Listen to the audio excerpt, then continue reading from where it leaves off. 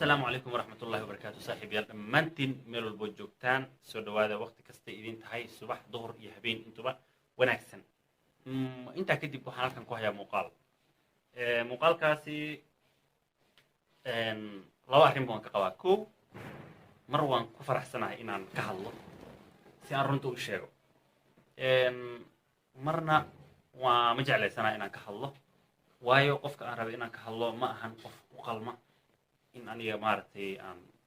hadalkiisa ama soo qaado ama channelkayga uu ka soo muuqdo laakiin haba ahaatee way ka fursan weeyeen inaan runta u sheego laakiin keligii ma aha kulligii muuqaalkaas marka waxaan rabaa inaan isla aragno kadibna reaction yar aan ka bixino waxaa soo geliyey marka hore u sii galno war degdega bismillahir rahmaan السلام عليكم ورحمة الله وبركاته. أصحابتي دقالي أسود دوادة ميل بدونها كل جوكتان قف كده الله يوا كوسر يوتيوب channel كنا قد وانا سانو كوسر جنات حتى تعمل كودا كوسر جنات وكسو قارو سبسكرايب كي حسن سدو كل فيديو نولا قراي كومنتين رأي هذا كديبو ان أصحابتي دقالي قامين هذا واكل مغنين ادي هذا انكو حيسي ادين كانوا حرجين سدو كل انها يحيستان سدو كانوا حرجين ان عافمات قبتين انه عافمات قبل الحمد لله سدو ابا كسو عرقتين بتاعت كوسر عاو محي ودا شيخ بدبادو يا حاسكس الفس اني اسفورين عاودا نعوذ بالله من ذلك شيطان ويتاس إلهنا كما عبسنيس قفك هدوس إلهي رتك عبسنين وحورا وقه الله مدك لقف هذا أقوان أولا هين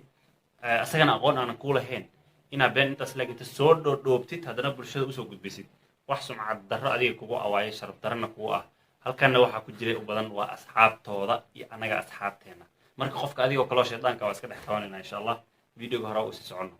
هذا ور أو دق أو حامق لجرتنا إنك حتى دنا عيرك قدنا كن وصح شيخ بدبادة حاسك يسوي فري محو أفري صوبته أفري محيتها صوبته أفري وحيتها إنه يكون مقلي محله إنه يلفس المكلا لهذا هاي والماس يوجوان الصومالية مركو الشيخ بدبادة مقلنا حتى حاسك يسوي الوقت يقرسه فر يا راتو أنت قلت على حس أو هري قدي طبعا عمره إن هذا كله ولا صفر فيري صح اللي جلسوا الدراهم ولا زوج اللي بيه مركا horta waa ujeedaa magaca u qoranna kolley waa kawsar aldhaha meelay joogto ma garanayay weligay ma arkin hadda igu horeyso youtube-keeda hore usii fiiriyey waxaan arkay dad badan oo saan oo kale been ay uga samaysay marka qofka hadduu ilahay ka baqaynin waxaa la yidhi maxay ahayd xadiidkii wuxuu ah idaa lam tastaxi fasnac maa shi'ta haddii aadan xishoonaynin waxaad doontid samee soo marka ayada waxay doontay samaynaysaa xishoodkii inuu meeshaas ka baxaa arkaysaa wuu garaacay wuu furay sidoo kale uuray u lahayd waxay ahayd adiga hataa qiyaasa 3 bil camal ay ahayd hadda waa ujeedin maxaa la dhahaye rasmi raas iyo farxaan yare way isfureen waa fanaaniin la wada yaqaano caan ah sidoo kale sheekh badbaadi ilfisna waxa waa dad caan oo kan youtube-ka maasha Allah laga garanayo hadday fanaaniintiin isfurayaan isgaraaca ilmiin iska soo tuuraan culimadiina hadda waa fadhidiidan ay kan gees ka soo galeen waa qaraaca waa furay ilmiina ka soo riday waayiga maxay tahay ilfisay u qarinaysa inaa ilmo dhashay hadda maanta dhibka kugu kaaga imaada fiiri maxaa sababa in lagu dilo maxaa sababa in ilmihii lagaa soo rido horta adiga gabadha hadlaysa waxaa laga yaabaa muuqaalka inuu gaaro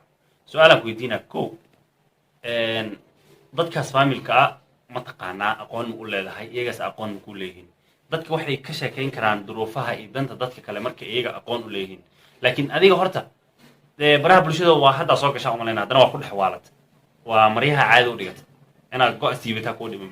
keliya kuwa adoo kale inta kusoo galay noocaagoo kale hadhowna ka baxa waa la arkay marka hadda laguma karbaashaya laakiin asxaabta waxaa samaynaysaan horta videoga hadda wuxuu ku jiraa almost 1 day uu kusii dhow yahay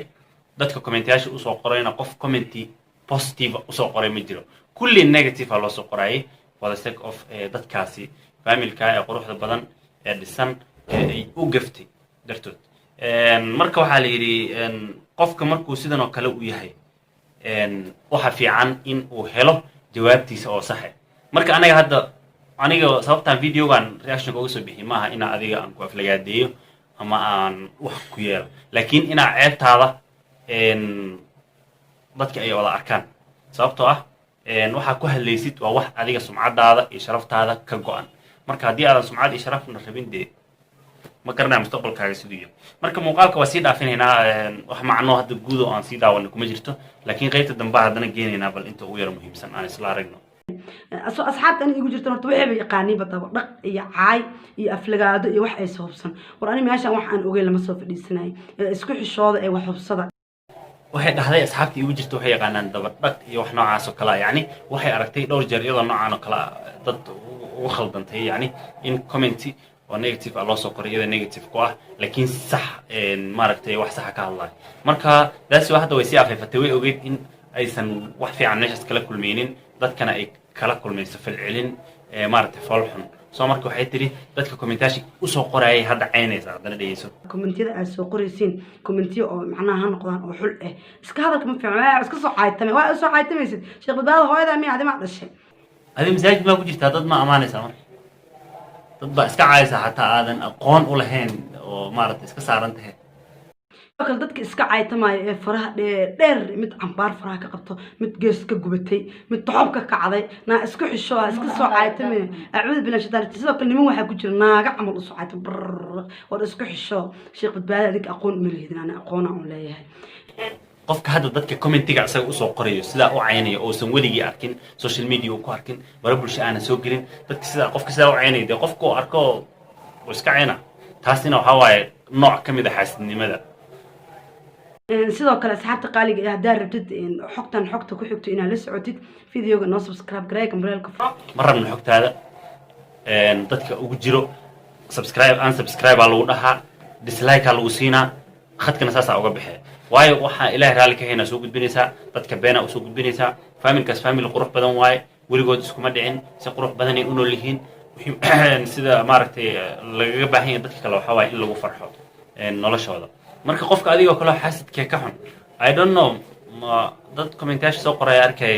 asaga may rabtaa I don't know marka qofka adiga u baahanta si gooni ah u ataagaree oo u abaar midda kale dadkan kula faacba ma ahanba meelaha joogtana lama yaqaano qof youtuber oo la yaqaano ma tihid marka sabab aad dad cayda maba meesha kumaba jirtaba ma fahanta marka waxaan oo dhan hadda gabadhan iyadaa soo samaysatay waxay soo abuurta waaye